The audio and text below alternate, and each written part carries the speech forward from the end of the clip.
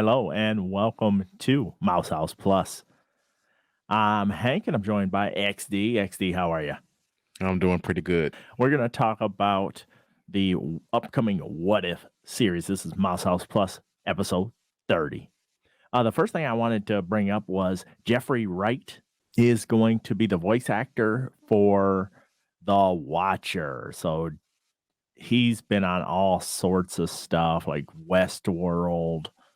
He's going to be in the upcoming The Batman movie. He's been in a lot of stuff. If you see him, I think he was in Hunger Games. If you see a picture of him, you'll really recognize him. But Jeffrey Wright, he's going to be the Watcher, and he's going to narrate the What If series, which is going to be cool because what I kind of wanted to discuss is what are your thoughts on this being like an anthology? So each episode just stands on its own. How do you feel about stuff like that? It's a like dislike thing because you like it because it has its own lane, but then it's like, man, you could do so much more with it if it was spread out. Okay. And you want like you prefer like series that are like this is a whole cohesive story being told over the arc of the season. The Yes. season's the entire arc. Yes. Okay. And see, I'm kind of in the other box. I think every episode should be able to stand on its own as well as tie into an overall narrative or story arc. Hmm. But for this, I like it because then you can do crazy stuff. So one episode you can have, I'm just hypothetically throwing stuff out there. I don't know anything actually. I do know some stuff, but I'm not gonna spoil it. But you could have Thor play some certain role in one of the episodes, and then in another episode, you could have Thor play a different role without it impacting the story, the overarching story, and you going, that doesn't make any sense because in episode one he did this, but in episode five he does this. You know what I'm saying? Yeah, I get what you're saying. Me, I just like when things are spread on the spread out on the bread. Let's keep it going. Are you gonna watch these as they happen, or are you gonna wait for them to stack up and then watch them? With the internet today, I'm going to watch them as they premiere because as soon as something comes out, everybody wants to talk about it and it kills it. Spoiled before it starts. Right. And even like Loki was ridiculous. People were getting up at like 3 in the morning. And I'm like, Oh it's my not that goodness. serious, people. But what I would do is I was just staying off social until I watched it because even, God bless him, but even John, sometimes he will try to let some stuff slip and you're like, no. But See, with the WandaVision, Falcon Winter Soldier, Loki, those were amazing because they made you want to come back. And if you missed it, and then someone spoiled it for you, it kind of took away the wow factor in yeah, watching an episode. So that's why when something comes out, I'm immediately got to see it right now. I just recently watched another comic book movie because I have to see it before it comes out. yeah, I get you on that because people will try to ruin everything they can and it's this weird they have to prove they saw something. They Yes. have to prove it to you. Like I saw it and here are the critical points I saw and you're like, calm down. Now after it's been out of 2 3 days, that's your own fault if you haven't watched it by then, in my opinion. Hey, as a comic book fan, you have a responsibility to check out content in a certain time frame. Yeah. Yep. And Mel avoids somehow TPE Network's own Mel Sharp avoids movie trailers before he sees these movies. I was like, how do you do that? He needs to 'Cause share that. they're everywhere. That's He one thing should I gave credit to Marvel because they will put something in a trailer that wouldn't be in the movie I don't like that. for bait and switch. I really don't like that. That is false advertising, in my Wow. opinion. Yeah, because people wanted to see the Hulk hulking out of Veronica, and that didn't happen. Yeah, I know what you mean. Yeah. Yes, that was false advertising. But that's just my opinion. As a whole, this what if was established this first season before the events of WandaVision and Loki and all that were unfolded. So I find that fascinating because it tells you how far in advance the Marvel brass knew where they were headed, by saying, "Hey, why don't you do this anthology series?" And then they were probably going, "Okay, that's weird, but okay, cool." And then all these series kind of play out, and now we have the multiverse. But when they started writing all this stuff, there wasn't a multiverse yet. Do you find that fascinating at all? I do. I think I love the way that they're respecting the content. They're showing that they want to tell a story versus just doing what Fox did with the Marvel license and just throwing stuff out there. You don't like 3 attempts or how many ever attempts at Fantastic Four? I am so nervous about the new one. I am so nervous about the new one. Everybody should be. Lastly, the only other thing I really wanted to discuss today was Elizabeth has sent an email with a link kind of showing me a different aspect of the Scarlett Johansson Disney Plus situation. So this is kind of a lengthy article, but I'm going to kind of skim through some points here. And this individual who is a lecturer at San Jose State University, it's Peter Labuza. He was saying that what's happening is the techification of Hollywood.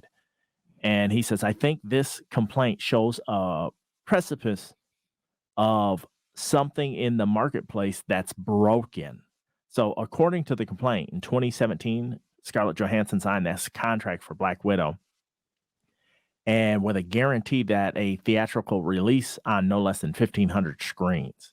So that was meant to last 90 to 120 days. And the only place to watch Black Widow should have been in movie theaters, as was common before the pandemic. So the promise was directly tied to Johansson's compensation. The bulk of her fee for Black Widow was to be based on a percentage of the worldwide box office receipts, as well as bonuses for hitting certain targets. This is known as back-end participation or points, and it's common for top talent. But shortly after inking the agreement, Disney announced the launch of the streaming service Disney Plus and indicated that Marvel films would eventually all launch there. Now, Johansson's representatives asked Disney in 2019 to ensure that their deal would remain in place, and Marvel's chief counsel agreed that since Johansson's deal was tied to the box office, that we would need to discuss this with you and come to an understanding. But Disney released Black Widow in June simultaneously in theaters as a premiere access for $30, as we know. And then they proudly announced that the film earned $60 million on Disney Plus in its opening weekend, presumably limiting receipts from the theatrical release. And so now that's why she's seeking Mm. up to $50 million. But in it, the article goes on and says actors overall are going to have to kind of uh, figure this out with all these streaming services because now you're running into a situation where if I say, sure, you can have a certain percentage or points off the box office take, and then I just turn around and I push, staying at home and watching it at home, which is counter to what is going to make you money. Now I'm kind of hosing you as if you're the actor. That's what we were talking about. Gotta really come to an understanding and stick to it at the beginning. These streaming services are taking over on everything. I think for her, like it seems like they're gonna fight this, but if I owned Disney, I would probably just pay the money. You don't need this bad press, Mm. in my opinion. I would just probably pay the money regardless. It's not really a point of being right or wrong or something like that. It's more of a this person has done a lot for your company. They're done. Give them some money and this goes away. That's just my opinion. Exactly, especially to someone who's been there from the beginning with you. All right. So I think there's more at play here besides this kind of stuff. I think there's something else going on because there's just seems to be so much not I don't want to say animosity, but just so much contempt going around in this when it comes to Marvel and DC, or excuse me, when it comes to Marvel and Disney. Mhm. I think that there's something going on where some of these actors are getting a little disenfranchised with the company a little bit. I don't know what it's about. But we'll see how this shakes out. But very interesting take, and I think actors are going to have to start looking at movies differently and negotiating differently based on these home releases. Yeah, I agree. I just hope we don't have actor changes if they continue the story, because I don't really don't want to deal with that. No, it's like, oh, all of a sudden this is so and so, but could be why Disney has done the multiverse, for Marvel because they might be like, hey, there, if we have to get rid of somebody, then this is an easy way to explain it. Now that we have another version of them, Come that's how I think they're gonna do it. coming soon, David Hasselhoff is Nick Fury again. Again, oh, that'd be outstanding. Maybe he could sing for us. He was big in Germany. His Right. songs were huge in Germany. One quick note is a lot of the superstars are going to be coming out and voicing their characters or versions of their characters in that What If series. I was very impressed when I went down the list. It was like all the main characters are doing their voice. Yes, even Chadwick. Yes, which is awesome. We get to hear them one last time on there, but I was pretty ecstatic because typically when they do like animated stuff, they just go get voice actors. And Right. I love that Disney's kind of leaning into because they're doing this with the Star Wars stuff too. They're having the actual actor voice the character, and I love that instead of doing it the old fashioned way, which is, hey, he kind of sounds like Sam Jackson, doesn't he? You know? Right. They're like, "No, that he don't sound anything like you." But, this gonna be great. There's dozens and dozens of MCU actors that are gonna be doing their voices. Cannot wait. I know that was a nightmare for the, audio editor. That would've that'd be the me of the group. They're probably like, "No, get closer to the mic. No, lean back. No, stop moving around." You know? Right. Voice talent's hard to work with. XD, anything else that you wanted to kinda talk about? I just wanted to pop in this week and talk a little bit about What If, and then I saw that email from Elizabeth. I don't have Okay, anything. okay, sounds good. Alright, well, we will wrap it up right there. XD, thank you so much for coming in and filling in again. I appreciate it. Well, for XD, I'm Hank. Until the next time, we're signing off. TPE Network. There ain't nothing else like it.